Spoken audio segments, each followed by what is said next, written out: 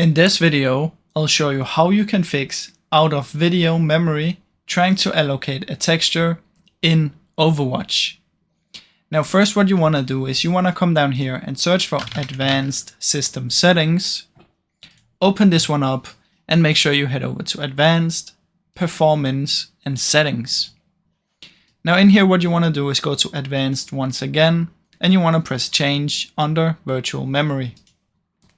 From in here you want to uncheck this box, choose Custom Size, and you should have these two boxes.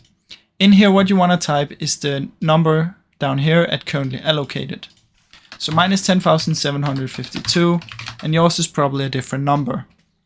You want to type this number in both of these, press Set, press OK, restart your PC, and now it should work.